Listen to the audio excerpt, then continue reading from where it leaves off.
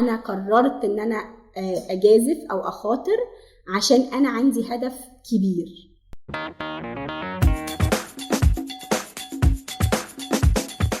حلقة جديدة من بودكاست جاي لك في حوار. معاكم رضا علي، أخصائي تسويق تواصل جمعية وطنية، والنهاردة الحلقة مع أستاذة رانيا أسامة. أستاذة رانيا، عرفينا عن نفسك على المستوى الشخصي الأول.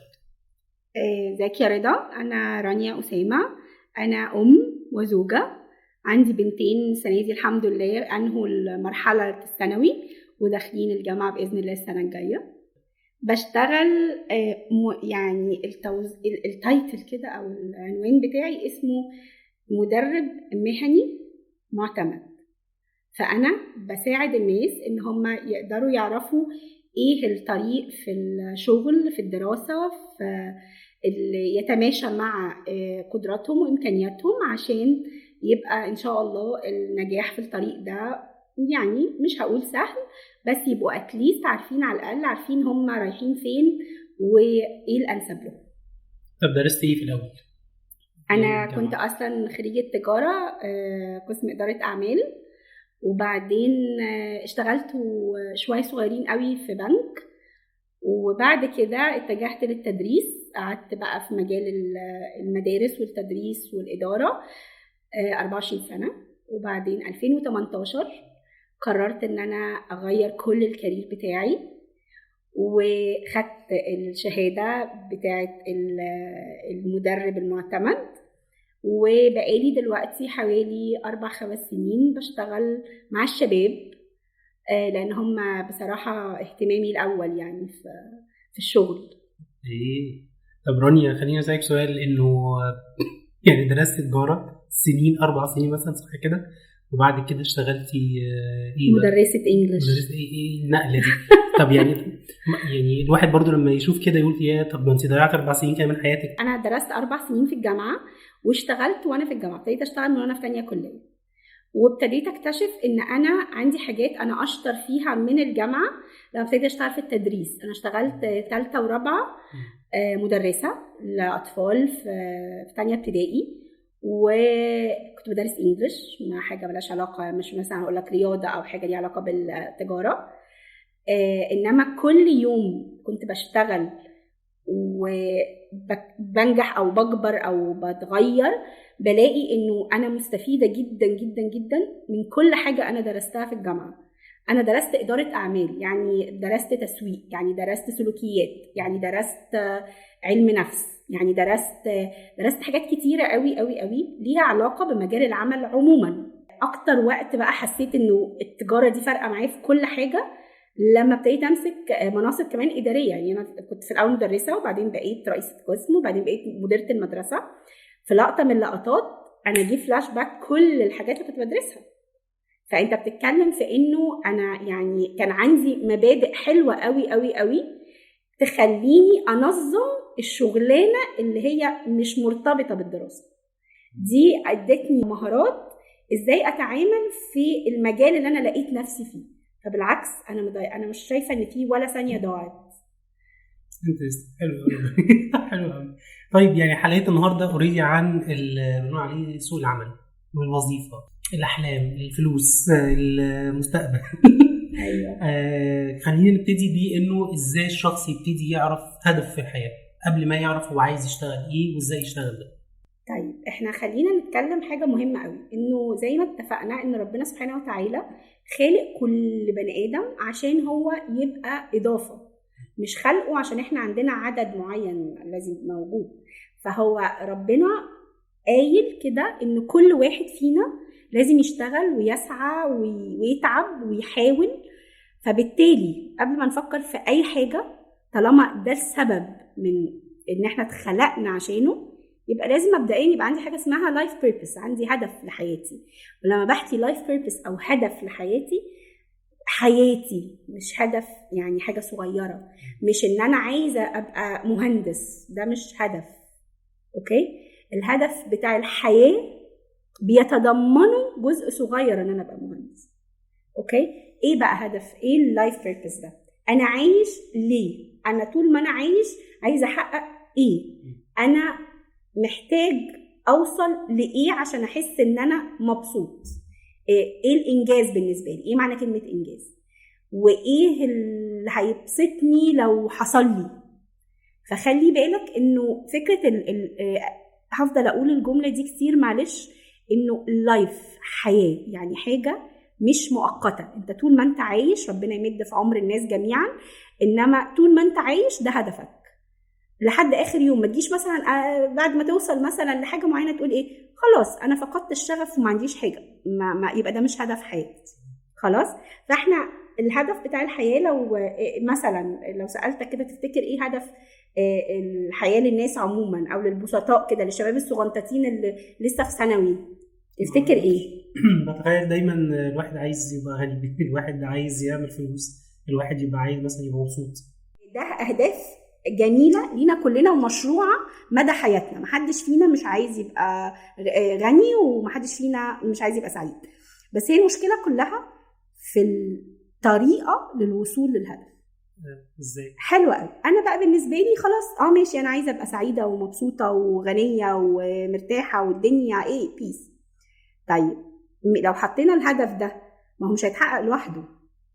فانت بالتالي لازم وانت بتحط قدامك الهدف ده، حتى وانت صغير قوي، لازم تطلع منه مجموعه خطوات تؤدي بيك الى ان انت هتبقى سعيد في كل مرحله، لان السعاده نسبيه، والسعاده اصلا بتختلف من سن الاخر. فانت بالتالي الخطه بتاعتك في تحقيق سعادتك والفلوس اللي هتجيلك او غناك او مدى قدرتك الماديه معتمده على كل خبراتك اللي انت هتزودها، على كل حياتك اللي انت هتعيشها. فانت لازم تبتدي بحاجه بنسميها بسيطه قوي قوي قوي، نسميها بس مهمه جدا، بيبي ستيبس، اللي هي خطوات الاطفال البيبي. انت بتشوفوا قد ايه البيبي ستيبس بتبقى بسيطه وصغيره وماشيه واحده واحده. ليه؟ عشان لما بتحط حاجه صغيره في الاول وتحققها بتبسط. لو حطيت حاجه كبيره قوي بتبقى مش واقعي، بتبقى مش على ارض الحقيقه، الواقع اللي انت فعلا عايش فيه، بتقلب باحلام. فبتقلب ممكن لو ما حصلتش، وهي في الغالب مش هتحصل. ليه؟ لانه الحلم بيبقى اكبر من قدراتنا، فاحنا المفروض نحط الحلم في الاخر لان هنوصل له. بس لازم للحلم ده عشان توصل له لازم الخطوات البيبي دي، كل ما هتحقق حاجه منهم كل ما هتحس ان انت بتقرب لهدفك اكتر. فمبدئيا كده عشان اي بني ادم يبتدي يشوف هو عايز يعمل ايه في الدنيا، لازم يحط لنفسه هدف للدنيا لحياته، وبعدين من خلال الهدف ده يبص بقى انا دلوقتي في ثانوي، ايه ممكن يكون المتاح بالنسبه لي، اعمل ايه؟ ما انا مش عارف انا مين اصلا. ايه الحل بقى في اللقطه دي؟ ايه الحل بالظبط؟ ايه الحل؟ الحل بقى ان انا ابتدي احاول اعرف شخصيتي، ايه اللي انا شاطر فيه، ايه اللي انا بنفع فيه، ايه اللي ربنا مديهوني مميزني، لان ربنا مميز كل واحد فينا بحاجه، بس لازم يكتشفها. وربنا عاملها قصد انها مش مكتشفه، عشان انت لازم تسعى حتى مع نفسك جوه نفسك.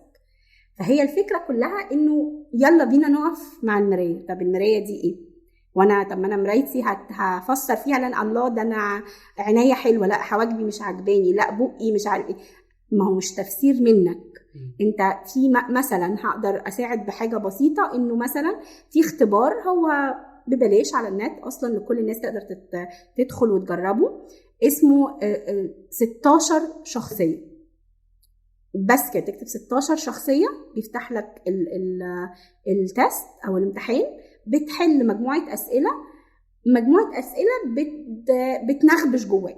يعني ايه اللي انت بتحبه، ايه اللي انت بتعرف تعمله، ايه اللي انت نفسك تعمله ومش عارف، ايه اللي انت ما بتحبوش وبتعمله، ايه بيطلع لك في الاخر شخصيتك كده. يعني زي ما بنقول في ملخص بسيط، ان بس يوريك هل انت شخص بتحب تشتغل مع جماعات، هل انت شخص بتحب تعمل حاجه بايدك، هل انت شخص بتحب قصه الرياضيات والفيزياء والحته دي، هل انت شخص دبلوماسي، هل انت ليه. طب انا هعرف كل ده، هو انا يعني هروح انقي الشغل؟ هو انا الشغل هيدوني اوبشنز تعالى اختار انت حبيبي ايه اللي نافع معاك؟ لا. زي ما اتفقنا انا درست تجاره واشتغلت مدرسه، بس خدت ايه؟ انا خدت من تجاره اللي كان نافع مع امكانياتي ساعتها وقدراتي. فخدت الإدارة، خدت التسويق، خدت السلوكيات. دي كانت مادة عندنا كنت بشوفها غلسة جدا. ايه سلوكيات؟ اكتشفت ان السلوكيات دي مثلا مادة في غاية الأهمية في مجال العمل، لأنها كنا بندرس حاجة زي علم الاجتماع، فكرة ان انت بتغزو العالم من خلال انت تعرف سلوكيات وحضارة وثقافة اللي قدامك. فدي حاجة مهمة جدا، دي حاجة لازم كلنا ندرسها. انا استغلستها في الوقت ده ونفعتني جدا في كل حاجة. فهي الفكرة انه انت لما بتعرف انت ايه او انت قادر تعمل ايه، بتبقى عارف وانت ماشي في خطواتك ان انا هاخد دي دلوقتي ولو انها مش مناسبة قوي بالنسبة لي، بس فيها حتة قد كده مناسبة. كفاية على فكرة، كفاية، لان انت لسه بتاخد بيبي ستيب، لسه الطفل بادي يتحرك. صحيح. يمكن لانه الظروف كمان بقول دايما علينا بتفرض علينا شويه حاجات مش بالضروره نكون حابينها، مش بالضروره تكون هي ده اللي احنا في سنة فيها. بقول احيانا بيبقى عليك واقع اتفرض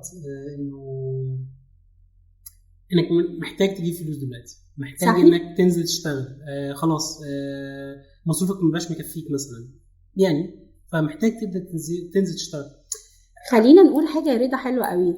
هو على فكره كلنا عندنا الحاله دي، كلنا مرينا بالحاله دي وبنمر بيها ساعات لحد ما بنكبر للاخر. في لقطات كده انت عندك التزامات، عندك حاجات، عندك وراك مسؤوليه، فما تقللش من نفسك ولا تزعل لفكره ان انت نازل سوق العمل في حاجه مش اكتر احلامك، لكن لانه ده حلم في الاخر، ده هدف انك تجيب فلوس وانك تبقى قادر تبقى مسؤول عن نفسك ومقضي التزاماتك. ده مش بيبي ستيب، ده بيبي ستيبس، يعني لازم تفرح. عشان كده يمكن سؤال، ازاي الواحد يحول الضغط دوت والظروف ديت تبقى في صالحه ان هي تساعده ان هو يحقق حلمه؟ حلو قوي. ازاي؟ بص، احنا عندنا حاجه كده بندرسها في الكوتشنج، يقول لك ايه، في مرحله كده في الحياه بتتكرر كتير جدا طول ما انت ماشي في حياتك. مرحله ايه؟ مرحله ان هو انت محتاج تاخد قرار. القرار ده بيبقى، عشان اقول كلمه قرار معناها ان في حاجه صعبه، يعني اصل لو هي عادي انت بتعدي الحكايه عادي، لكن عشان تقف وتاخد قرار بتبقى صعبه. والقرار بيبقى دايما حاجه من اتنين، يا اما في جزء من مخاطره، بس انا قررت ان انا اجازف او اخاطر عشان انا عندي هدف كبير، والجزء التاني انا هسيب البحر يطلعني وينزلني ويوديني ويجيبني، ولو رماني على شط تمام، ما لقيتش شط خلاص هشوف ايه اللي هيحصل، هشوف لي اي حاجه كده اتشعبط فيها. فدي نقطه مهمه جدا وفارقه. بتفرق امتى او بتحس امتى ان انت قادر تعملها؟ لو عملنا التو ستابس الاولانيين، الخطوتين الاولانيين دول مهمين قوي. خلي بالك احنا اتفقنا انه انا دلوقتي عايش وعارف انا عايش ليه، فدي مهمه قوي. فانا عندي هدف، انا عايش ليه. تاني حاجه، انا عارف انا اقدر اعمل ايه واقدر احب ايه واقدر اتعلم ايه، فدي حاجه حلوه قوي. انت في الاخر انت مرتبط بظروف معينه، بقرارات انت مش مالكها، خلاص انت اتحطيت في وضع معين انك هتشتغل في مكان معين عشان انت محتاج فلوس دلوقتي حالا، وفي نفس الوقت مكان يعني انا مش حاسس ان انا هناك. ماشي، اعمل بقى لنفسك الوقفه والقرار، وخد في دماغك كده قرار مع نفسك اللي هو ايه. واحد، ايوه انا هجيب الفلوس اللي انا محتاجها، فده اول هدف وهعمل جنبه تك. تاني هدف، ايوه انا عارف ان انا هشتغل في المصنع ده، بس انا ما بحبش الشغل الكتابي. حلو قوي، بس انا طلعت اصلا ما عنديش الخلفيه بتاعت ان انا اجتماعي، طب ما استفيد ان انا في الفتره دي انمي الاكسبيرينس بتاعتي او التجربه دي واخليها تثقل في شخصيتي في ان انا ابقى اجتماعي اكتر. تالت حاجه، انا مش بني ادم ماليش لازمه، لا ده انا قاعد بعمل حاجه، بدل ما اعاني من الفراغ واعمل حاجات ما وافكار تجيلي وتروح وملاش اي حاجه يعني.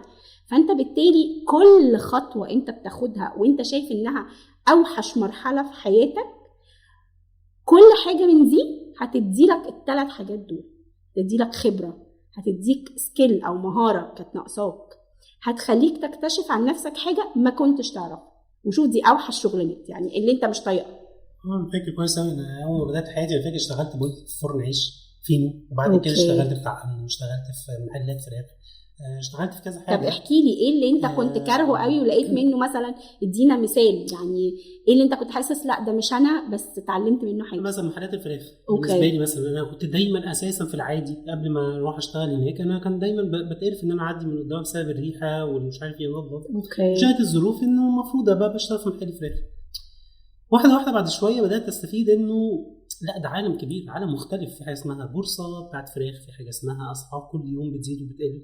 فكره انه اتفتحت على عالم جديد دي كانت بالنسبه لي اضافه. الحاجه الثانيه كميه البشر اللي بتتعامل معاهم والتنوع الكبير وطبقات مختلفه في المجتمع بتتعامل معاها، لا خلى عندي نوع من الوعي في فكره ثقافه الاختلاف، وانه الناس ازاي حواليك مختلفه ومحتاجه تتقبل ده وتتعامل مع كل واحد ازاي. دي كان اهم حاجه اللي اخدتها بعد كده معايا. او بقول كنت مفروض عليا ان انا عشان كنت بقول في الرعايه اللاحقه وكنت محتاجه بدخل نفسي فلوس وعشان اقدر ادفع الايجار الله بالضبط، بس كان عندي ولو حاجه بسيطه يمكن ما كانش في ساعتها، كنت ساعتها اللي هو متضايق وخلاص بقى ومضطر وكده. بس بعد كده اكتشفت انه لا ازاي ده فرق معايا لما مثلا بعد كده رحت اشتغلت مثلا في التسويق في معرض الاساس بدون ذكر اسماء عشان الاعلانات، ولكن لا فرق معايا في ازاي انا بتعامل مع الطبقات المختلفه من البشر، الانواع المختلفه من الناس، ازاي بيتعاملوا، ايه بيحبوا وايه بيكرهوا، اركز في ايه، كل ده لا طبعا ده بيختلف وبيفرق طبعا، لانه مهم تبقى عارف الاختلافات ديت وازاي بتاثر على عمليه البيع بعد كده كمان. خلي دايما في بالك انت كشاب صغنون بيبتدي حياته او بنوته جميله بتبتدي حياتها، فكره انه دي انجازات يعني الذكاء الاجتماعي انك تكتسبه. دور كده في وسط عائلات كتير قافلين مثلا على اولادهم او ما عندهمش الفكره انه ينفتح ويشوف الدنيا، دي في حد ذاتها انجاز. يعني ده ينفع يتحط هول كده ستون، يعني زي علامه فارقه ليه بقى؟ لانه الذكاء الاجتماعي ده مثلا زي ما انت بتحكي كده بيعلمك جزء من التسويق، بيعلمك جزء من البابليك ريليشن العلاقات العامه، بيعلمك لا هو مش حاجه بسيطه. انت وبعدين انت كنت في حاجه على فكره لو حد فكر فيها لثانيه انه انا متضايق قوي من الريحه، يعني انت مش بس متضايق من المحيط بتاع الشغل، لا دي حاجه صعبه، بس بالوقت حصل ايه؟ حصل ان انت شفت الحلو اللي في الحكايه. فهي الفكره انه ما تستهتروش بمهارات بسيطه تبدو انها بسيطه اكتسبتها. يعني مثلا عجبني انك بتقول وبعد كده عرفت اعمل كذا وبعد كده فهمت كذا، فلا انت لما تستهتر بالحاجه اللي بتحصل لك انت نفسك بتقلل من انجازك.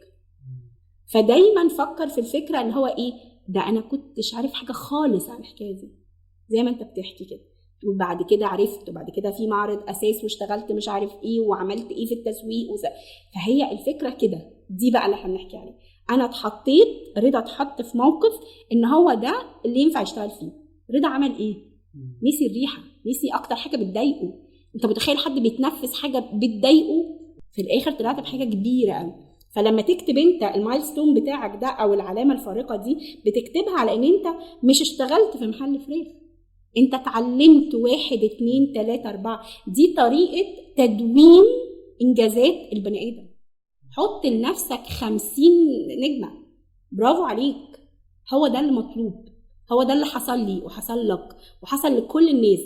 الناس اللي فشلت واتكعبلت هي اللي بصت على محل الفراخ بس، بصت على كليه التجاره اللي ما عملتش بيها حاجه 4 سنين ضاعوا من عمري. هي الفكره انه لا مش حاجه بتضيع.